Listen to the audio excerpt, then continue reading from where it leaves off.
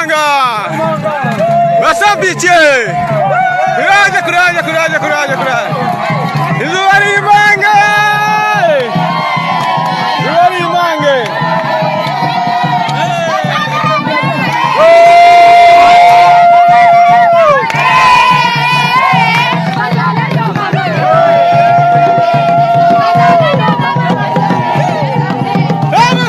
Il y a une femme qui parle de Dieu, je l'ai déjà suivie, hein. Des fois elle parle dans les médias et puis les gens l'écoutent. Où est cette femme-là? Je crois que je dois la voir ici. Je préfère un Congolais très incompétent à la tête du pays qu'un intelligent étranger. Je préfère, je vais te choquer et même te scandaliser. Je préfère un Congolais qui dirige le pays, qui soit incompétent, totalement incompétent, qu'un étranger intelligent à la tête du pays. Les Congolais qui sont intelligents ont donné un amen. Vaut mieux un Congolais très incompétent à la tête du pays qu'un intelligent étranger. Voilà, je crois que vous avez suivi la vidéo de notre maman qui prêche. Maintenant, je vais aussi faire une autre chose. Et puis, je vous poserai... Peut-être chacun pourra donner son point de vue si vous le voulez, ce n'est pas grave. Mais avant que je fasse cela, j'ai encore une vidéo. J'ai encore une vidéo que je vais mettre.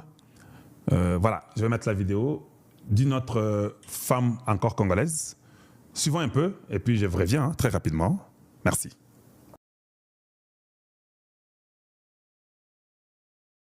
Moi, Namboka, en tout cas, ceux qui disent que l'Église abrutit les gens, quelque part, ils ont raison. On a certains serviteurs de Dieu, on se demande si ce sont même des serviteurs de Dieu. Je ne peux pas croire ce que j'ai entendu en suivant cette vidéo. D'ailleurs, je vous la mets. Je préfère un Congolais très incompétent à la tête du pays qu'un intelligent étranger. Je préfère, je vais te choquer et même te scandaliser. Je préfère un Congolais qui dirige le pays, qui soit incompétent, totalement incompétent, qu'un étranger intelligent à la tête du pays. Les Congolais qui sont intelligents ont donné un amen. Vaut mieux un Congolais très incompétent à la tête du pays qu'un intelligent étranger. Ok, vous avez entendu. Ok. Madame Joël Kabasele, je voudrais vous dire ceci, ok? Puisque vous préférez un incompétent congolais qu'un compétent étranger, quand vous allez tomber malade et qu'il faut qu'on vous opère, choisissez les chirurgiens congolais incompétents pour vous opérer plutôt que d'aller en Belgique, en France, aux États-Unis, en Inde, comme vous en avez l'habitude de faire, pour vous faire soigner par des étrangers. Ok? Merci. Comme ça, venez nous dire si vous êtes toujours en vie ou pas. Et même si vous mourrez suite à cette opération-là, parce que cette personne était incompétente et n'a pas fait le travail qu'il faut, revenez en tant que fantôme, venez nous dire qu'est-ce que ça fait de se faire soigner par un incompétent. Merci. Voilà, donc maintenant, on peut essayer de parler. Parce que moi, je suis Moulongechi, c'est ça mon travail. Mon travail, c'est d'aider le Congolais à bien réfléchir. Je suis tout à fait d'accord avec notre pasteur Joël Kabasele. Tout à fait d'accord à 100%.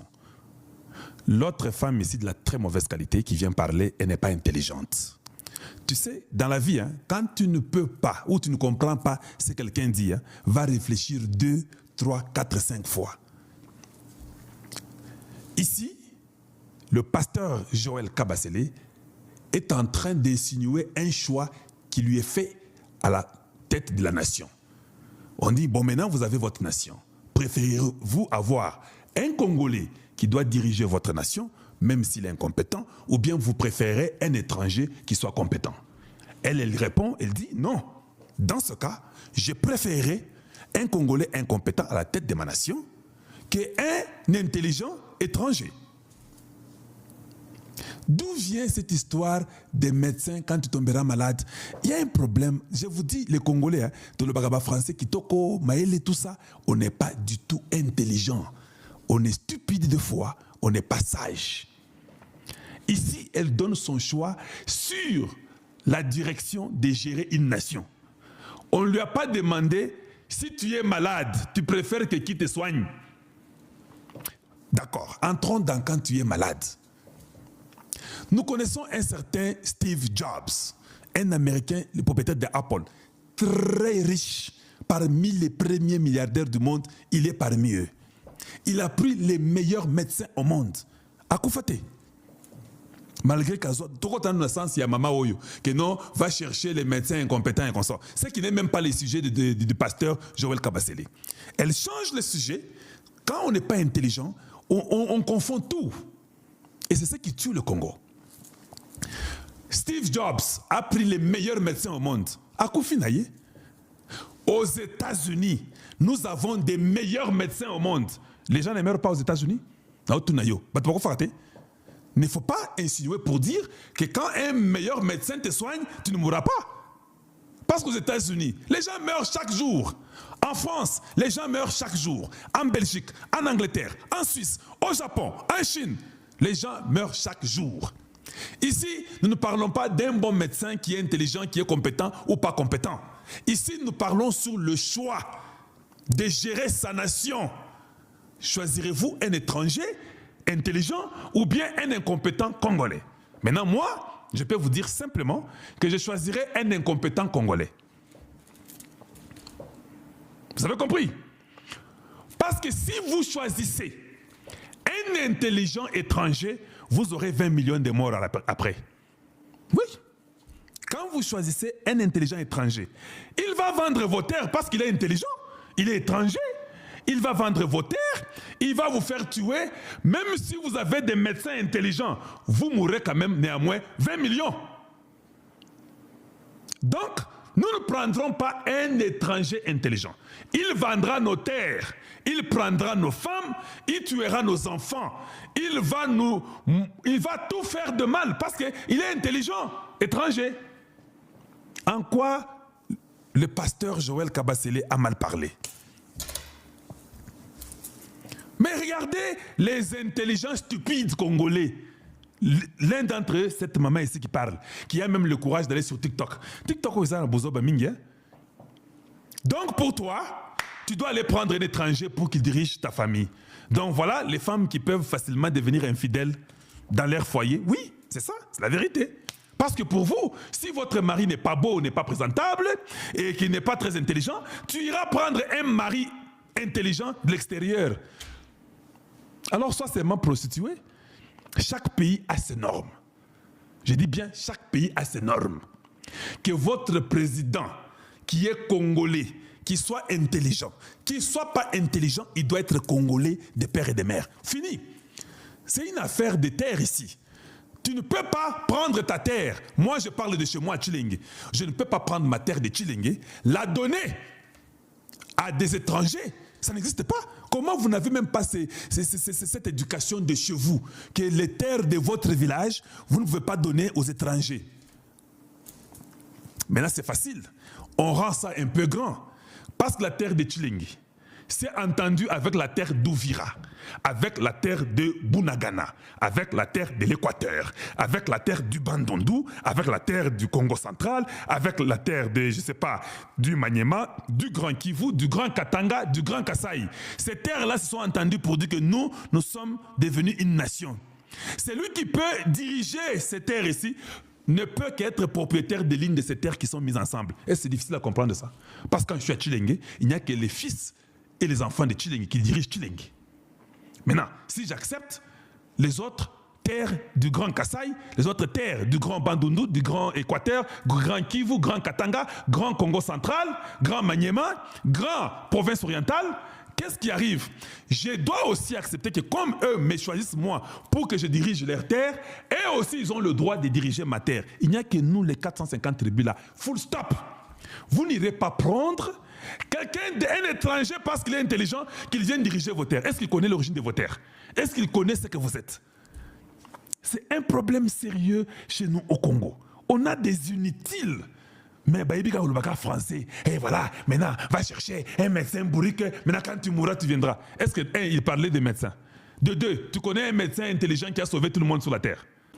Donc, le Congo n'a jamais interdit que quand quelqu'un est étranger, qui est médecin ou quoi, ne peut pas travailler comme médecin au Congo. Il peut. Tu peux avoir un étranger qui vient au Congo, qui fait le commerce. Nous avons les Libanais qui font le commerce, non? Même s'ils exagèrent, mais ils le font. Ce sont les étrangers. Ici, nous parlons de gérer la nation. Et puis, si le pasteur Joël Kabasele avait dit le contraire, je serais contre elle. Parce qu'elle doit respecter la Bible. Qu'est-ce que la Bible dit? Deutéronome 17:15. Tu mettras sur toi un roi que choisira l'Éternel ton Dieu. Tu prendras un roi du milieu de tes frères. Tu ne pourras pas te donner un étranger qui ne soit pas ton frère. C'est quoi ça? Ce n'est pas Dieu qui a dit ça. Ce n'est pas Dieu qui a dit ça. Quand Dieu a dit ça, Dieu ne savait pas qu'il y avait des étrangers intelligents. Question. Dieu ne savait pas qu'il y a des intelligents étrangers qui peuvent diriger aussi votre pays. Donc cette femme-là qui est venue de la très mauvaise qualité est en train de corriger Dieu. Oui, elle a corrigé Nzambe. Que Dieu, non, comment ça? Nous devons prendre un intelligent étranger. Voilà comme vous êtes au fait des athées sans le savoir. Vous êtes des ignorants. Et c'est pourquoi vous avez des malheurs qui tombent sur vous. Vous ne savez même pas pourquoi. Parce que vous ne respectez même pas la parole de Dieu. Donc, Kabasele, Joël a raison. Donc, le Dieu qui nous a créés là, c'est que quand vous avez une terre, la terre est à vous. Prenez même vos ignorants. Si vous n'avez pas d'intelligents parmi vous, c'est seulement un frère parmi vous qui doit vous gérer, vous. Parce que celui qui n'est pas intelligent, qui gère votre nation, mais qui est nationaliste, il sait que comme il n'est pas intelligent, il ne vendra pas cette terre-là. Voilà la réalité. Donc, celui qui est incompétent là, quand il est avec nous là, il ne vendra pas nos terres parce qu'il est incompétent. Il va vendre comment? Il ne vendra pas. Nos terres seront toujours à nous. Voilà. Donc, il ne faut pas vouloir toujours parler stupidement. Donc, Dieu qui vous a créé est en train de vous dire, maintenant vous, maman, allez-y vous faire soigner en Europe, hein, avec les médecins intelligents, avec les docteurs très intelligents. Soyez vivants, ne mourrez jamais. Soyez seulement vivantes. Toi, prie qu'eux te soignent pour que toi, tu ne meurs pas. Si tu meurs, reviens aussi comme fantôme. Viens nous dire qu'on m'a soigné par un médecin intelligent, mais n'a koufi kaka. Ce sont les médecins intelligents qui te soignent. Les intelligents qui ont pris notre pays, les étrangers, 20 millions qui sont morts. Aux États-Unis, un pays qui a une technologie élevée, le Japon, la Chine, la Russie, les gens meurent chaque jour, malgré leurs médecins là. Toi, tu crois que quand vous ne mourrez pas, c'est parce qu'on vous a soigné par un bon médecin? Comment vous êtes ignorant comme ça? Vous savez, la victoire ya Uvira, victoire ya Uvira et Kinshasa, c'est grâce à la diplomatie. Non simplement la diplomatie, c'est grâce au service de renseignement. Aussi. Parce que l'obito est Sakipino Bandeko. Patrick Mouyaya a confirmé. Nous allons lire ces documents awa, na kacha émission. Mouyaya a confirmé. Pour dire que cette fois-ci, retrait qu'on a souscrit. C'est fini. Awa Tozolo Bandabino Bandeko. Tozalis Koko percé. La République démocratique du Congo a Kobandako percé, a Kobandako avancé. Je vais vous dire ce qui s'est passé na Uvira parce que nous avons déjà passé la vie d'Uvira. Toreki déjà. Tendre maintenant vers Bukavu. Nous devons récupérer tous les territoires. Il y a la République démocratique du Congo. Et bravo, tout le monde n'a pas bandeko oyo. Parce que le travail a été fait dans la diplomatie. Moussala Salami na diplomatie. Moussala Pe Salami na niveau de service de renseignement. Moussala Pe Salami na armée. Vous voyez que Jean-Pierre Bemba faisait partie bande de combat congolais. Il y a mixage et brassage. C'est pas pour rien. Il joue rôle moko important bandeko ba congolais, mais dans l'ombre. Il joue rôle moko important dans l'ombre. Na o totali nenge ba kolongola du jour au lendemain. Des généraux infiltrés, des généraux bandeko obayaki na mixage et brassage. Tous baokoya. C'est pas pour rien. Bon, mon dit va perdre Bitumba. Yaouvira va perdre. Ils ont perdu cela pourquoi? Parce que Bassou n'a maîtrise. Je vous dis que Momo Tobeta Masolo Kagame n'a pris encore le maîtrise. Il y a armée congolais. L'orgueil que vous avez Koka Kagame Kolobake a la capacité à koyati na Kinshasa pe koya kozwa Mokozamboka. C'est parce qu'il avait beaucoup d'infiltrés. Mais aujourd'hui, lorsque Boyokaki les États-Unis d'Amérique, alors qui bien qui est au signaki avec les États-Unis d'Amérique, protocole d'accord pour Nakamotali, la sécurité, la défense, les États-Unis d'Amérique a disposé d'un service de renseignement. On va travailler dans la minute avec CNS, CNC, Conseil national de cybercriminalité. Et, bande de combat congolais, c'est là où tu jouis bango en désordre. Wapi, na politique, na administration, peine armée. C'est ce que le travail Paul Kagame Salaka. Lorsque Kagame a qui la première chose à Visaki, 97, on avait James Kabarebe comme étant le chef d'état-major Yamboka Oyo. James Kabarebe. Et vous savez comment, à l'époque, Yamouze Laurent Désiré Kabila, l'armée était au-dessus de tout. Voilà pourquoi ils ont profité. Pas contre l'administration. Ils s'imposaient l'administration. Ils s'imposaient la politique. Nettoyer qu'on soit Moïse Nyarugab. Nettoyer qu'on soit Babizi Makara. Parce qu'ils s'étaient imposés la politique. Mais Awa Sikoyo, Bango tout, Bakwei. Qui dans l'ombre, qui pouvait savoir que le général Bolingo, l'adjoint, général John Chibangu, était un Rwandais 100% Rwandais. Rwandais 100%. Mais il dirigeait l'armée congolaise. Peu va penser qu'il y a espace Mobimba comme étant commandant. Bandeko, s'il vous plaît, bon tapoter et parce que je vois déjà Bandiko signaler live all. Bandeko YouTube bon aimer non sont en désordre parce que je sais déjà comment à signaler par les Rwandais. Comme ça que les Rwandais base na bango zalaka beaucoup plus na communication. Ils ont tellement peur que va révéler ma méthode na bango. C'est pas pour eux qui vont chouchou. Ils ont vraiment $500,000 à payer à Jean-Marc Kabund comme transport. Ils aiment être toujours dans l'ombre, mais ils dominent. Ils sont dans la politique, dans la politique congolaise, dans l'administration, dans l'armée. Mais dans l'ombre, ils utilisent armes et corruption. Voilà ce qu'il faut dans les combats congolais. Armes et corruption. Alors, qu'est-ce qui se passe en ce moment? Parce que Toobé Tamasolo a après libération d'Ouvira. Qu'est-ce qui se passe? Nini Zali Bosso. Vous avez vu la victoire ya Ouvira. Ndere na uchi kwa Sabino que victoire ya Ouvira ezali grâce il y a diplomatie, il y a renseignement, na bande ko ba politicien. Tel que na uchi ko la liste le président de la République Jean-Pierre Mbemba, Thérèse Kayikwamba, côté bas service de renseignement, CNC, Demiap, Aner et autres. Côté diplomatie, le président Tshisekedi est là, Maman Thérèse Kayikwamba.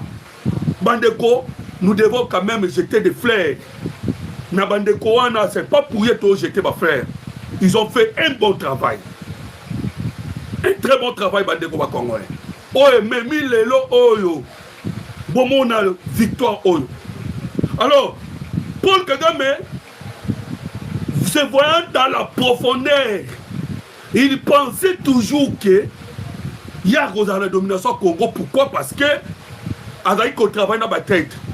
Mais ils ont commis l'erreur en voulant aller au Grand Katanga à commettre l'erreur. Bah, se retrouver en allant vers le Grand Katanga, c'est-à-dire bah, comment qui n'a Fizi pour que bah, Kota Minembwe. Après avoir que bah, s'installer qui n'a Ouvira. Objectif est qu'il va kende na Grand Katanga. Bah, se retrouver dans des combats congolais que base arrière, parce que dans l'armée, force Yamaka c'est sa base arrière. Base arrière na bango. Et Tikalisko Moussika. Ok. Et là qui joue, il y a pas FRDC. Il y a qu'à tirer ennemi dans la profondeur. Bande combat congolais, je vous dis, je vous informe. Ce que je suis en train de vous dire est la vérité. Kagame a sali perte du moko du jamais vu. Jamais Kagame a perdu des officiers et Babenga, bateau à perdre na Bitumbaya. Après Ouvira, à la vers Kalemi, Kagame a perdu les élites Yambo Kanae. La toute première défaite historique, la défaite historique au Paul Kagame a joué en Monde Lobby. Nabitumba Ouvira. Ah, Watozo Sabilo Bandeko. Kagame a tourné comme un canon vers le nord Kivu. Il a compris que qu'on vers le sud Kivu, c'est très difficile et compliqué. Après de ma élite Yamboka. Bandeko, on nous parle de 500 militaires rwandais au bas tombé.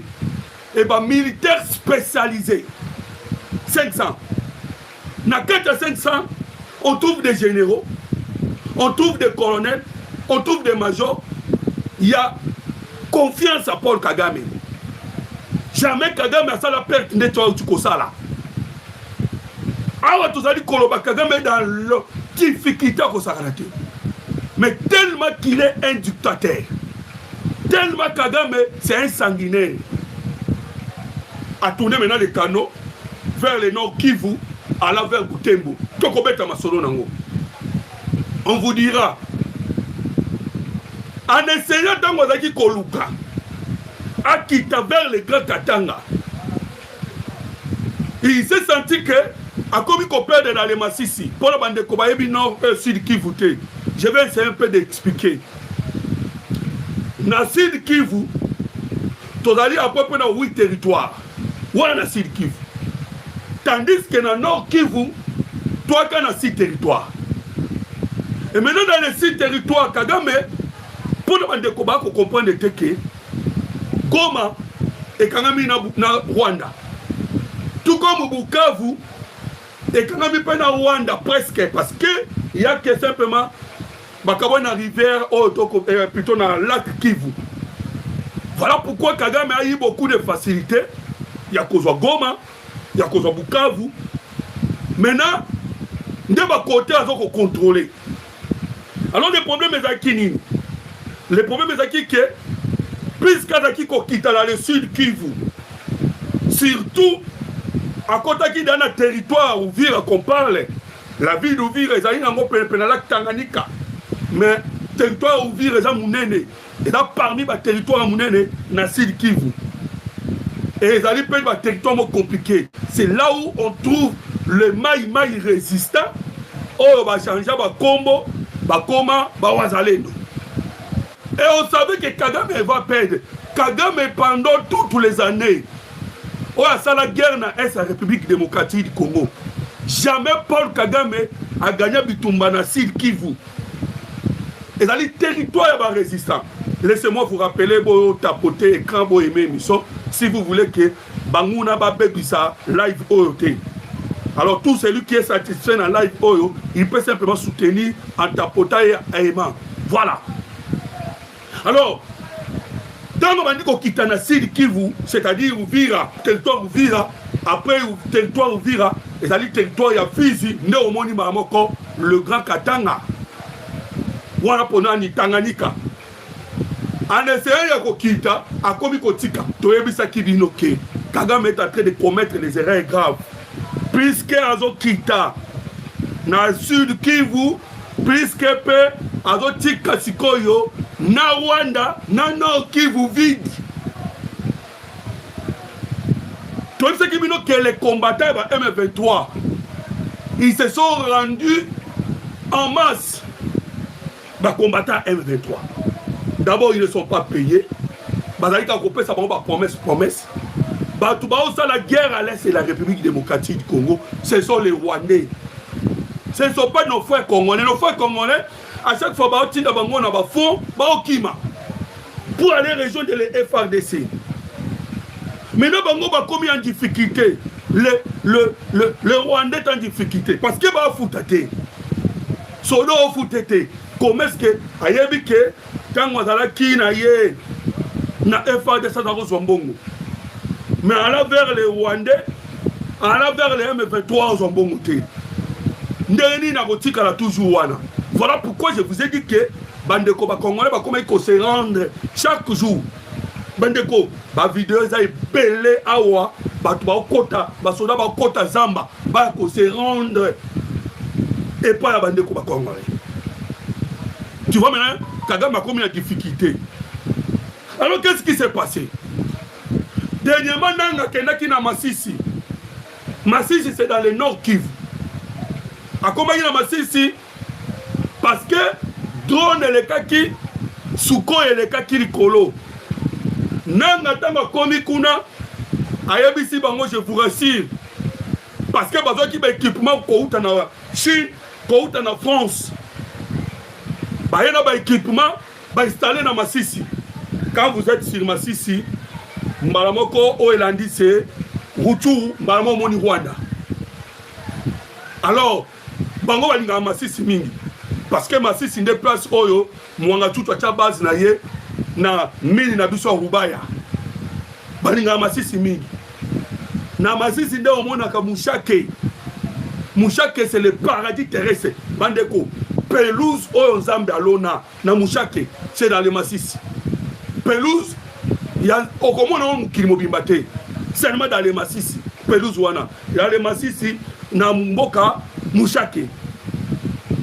Maintenant bango nde bakolo sikoyo place à Mwanga Chuchu Rubaya. Alors Kagame a compris que lorsque ba okita Uvira ba FARDC bazoya Masisi. Nanga Kendaki ko installer le système anti-aérien na Masisi. A installé ngo et a zongi a yebisi population Masisi boza la l'aise. To installer déjà. Avion à mon côté à FARDC goleka. Suko et omatate, drone et omatate. Ok, à commettre erreur. C'était erreur jamais commise. Ce qui veut dire que les États-Unis d'Amérique n'a RDC va collaborer. Oh, les États-Unis d'Amérique appellent ça le Congo. Ande ko ba Congolais. Toyebite ngana bino toyebite. Oh, les États-Unis d'Amérique appellent ça l'armée congolaise. Mais ce qui est vrai, c'est que le drone na Sukhoi et continue à Masisi et au circuler Masisi Mopimba. Au moni mini de Rubaya. Oya biso mini al Rubaya et qu'on risque au Koyoka ba bête ba rebelle kuna on se bat au travail parce que tout ça qui veut que le FARDC azobunda en cible 3 cibles les officiers rwandais to cibler les officiers rwandais to cibler ba site minier to cibler pe ba dépôt d'armes. Pas de dépôt d'armes. Oh, ils sont ciblés. Voilà pourquoi on vous dit que Bitumba comme échanger formule. Le système anti-aérien Oyo ya Rwanda Simbate. Nini États-Unis d'Amérique appelle la République démocratique du Congo. Hey, Donald Trump alobaki boye. Hier, kozwa musala, ya ko attaquer Paul Kagame. C'est que je vous dis, bandeko. Et bien, na maloba ya Marco Rubio. Abi bango, bakobeta Rwanda kana minduki mibale. Balobaki, minduki mibale na bakobeta Rwanda. Mais pour le reste, ils vont aider la République démocratique du Congo. Bameke babaki bakobeta Rwanda munduki, il y a diplomatie na économie. C'est-à-dire, bako asphyxier la diplomatie à Paul Kagame. Parce que sa force, il y a Paul Kagame, c'est la diplomatie. Bako asphyxier sous l'économie à Paul Kagame. Maintenant, Moussala ou Etikali, bako tikela la République démocratique du Congo à Bundaye Moko. Voilà sur le terrain. Mais ils vont nous aider. Bah, aider Bisonanini. Na renseignement. Voilà pourquoi je vous ai dit, bravo CNC. Tous les plans ennemis. Les Américains, on nous donne des informations. Même frappe Otobeta qui n'a ouvert, on échange ma donne. Frappe, les frappe le plus précis. Frappe, on a américain. Frappe le plus précis. Zéro civil à Koufi. Vous imaginez? Quand Koufaki, officier rwandais spécialisé, les officiers rwandais très élite ya ba rwandais quand on doit kufa ki na frappe wana o ezala ki na pene mai. Ça montre vraiment que tous ba renseignement mo ya précision, renseignement ya position. Ndeko moko azo finga ngatango nyonso azoloba lukuta azo finga. Vous voyez pourquoi ba ko finga? Depuis que je suis en train de parler, je ne parle que pour les Congolais. Vous comprenez comment nous sommes infiltrés par des Congolais. Comment dit infiltration? Et il parle de Lingala Kitoko. Ok, alors victoire, il y a une FARDC. Comment est-ce que la personne peut commencer à m'injurier aussi longtemps?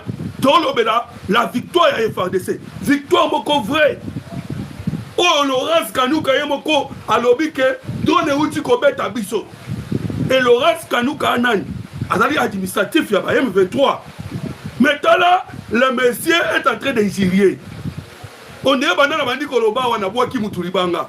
Ok, je parle du Congo. Alors, bandi Congo, comprenez que tous les qui infiltrés dans les dégâts au Saranate. Il y a des Rwandais, il y a des Congolais à mauvaise qualité, des Congolais infiltrés. Voilà pourquoi, dans le titre, il y a émission Nangaï. Je vous ai parlé, il y a Bravo CNC, Conseil national de cybercriminalité. Parce qu'il y a des criminels, Oyo, Bazali ko attaquer biso, attaquer Balaï, attaquer biso numériquement. Cybercriminalité. Basa Moussala Kitoko. Vous voyez même dans l'espèce, dans le cas live, Finga. Ce sont des Rwandais, ce sont des infiltrés, ce sont des Congolais têtes. Donc, Moussala Salama, n'a pas occupé par institution.